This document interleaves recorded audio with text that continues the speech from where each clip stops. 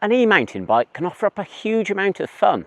It doesn't matter whether you're new to the sport or you've been riding for years, e-bikes just allow you to do more riding in less time, packing in more runs, having more fun and more adventures on the bike. However, we're aware that a quality e-mountain bike can be out of reach for many people, which is why we've created the ETMO. It's designed to be an affordable option that sits alongside our other e-MTBs, offering all of our reliability and performance just in a very price-focused package.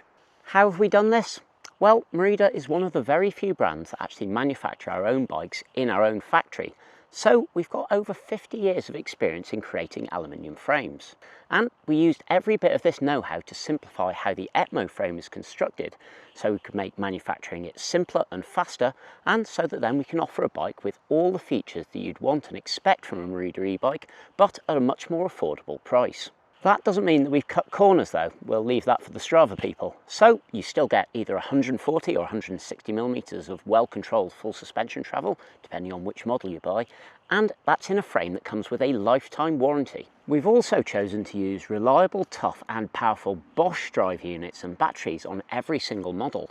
So you get all the backup of their worldwide service network from a manufacturer that you know isn't going to disappear in a year or two time, leaving you high and dry. We've not messed about when it comes to the handling and performance either. We used the long travel aluminium framed e-180 as the starting point, but we've made a few tweaks. The first is that the ETMO has less travel than the e-180 because there are few affordable long travel forks and shocks that aren't compromised in performance.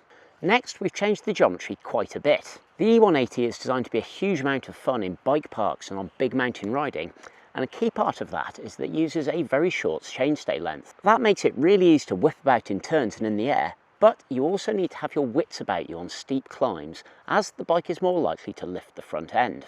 The short stay also makes it a bit more of a handful in flat turns. Now, that's all fine for an experienced rider, but if you're just starting out, the longer chainstay of the ETMO makes the bike a much calmer place to be. That said, the bike still uses our agilometer sizing concept that sizes our frame by reach rather than more traditional seat tube length. Now, reach is basically how much space you have in front of you when you're standing up.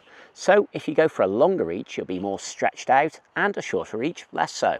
This in turn changes the wheelbase of the bike, which changes how agile the bike feels. To cut through all the jargon, you can pick a shorter bike if you want a really lively ride, or you can go for a longer bike if you want it to be more stable.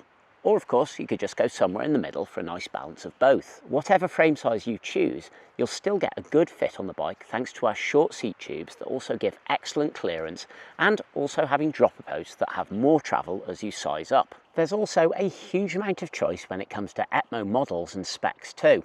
We offer the very affordable Bosch PX drive unit for the more price-focused models, but we also offer the powerful CX unit on higher-end bikes, while battery size options range from the smaller, more affordable 540 watt-hour units to the really huge 800 watt-hour items. We also offer SUV-style models that come with all the kit you need for city riding, like fenders, a rear rack, lights and more, so there's an ETMO to suit your pocket and needs. Anyway, if you'd like to find more about the entire ETMO lineup, follow the link in the description below. Thanks for watching.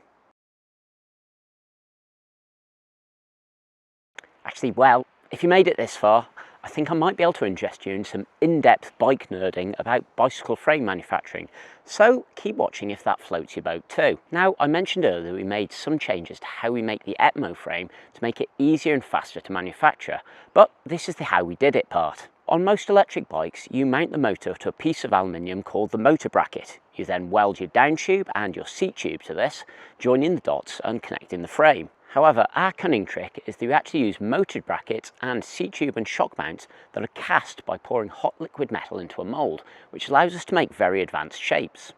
These shapes are then machined and then welded together with the other bits of the frame. The thing is that welding things together takes time, and time equals money, even when you're using the advanced welding robots we have working alongside human welders. The same goes for machining things. Now, the more times you have to take a part out to put it into a CNC machine, the more frequently you have to get things set up.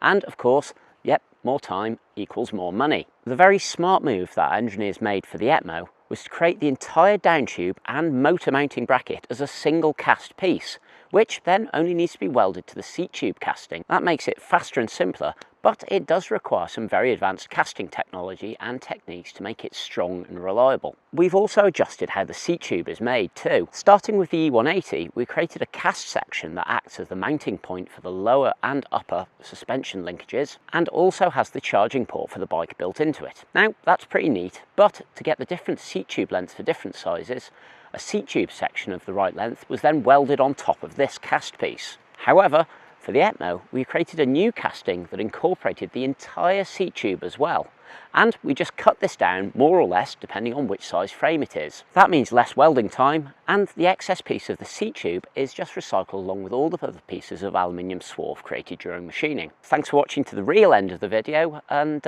yeah, make sure you like and subscribe.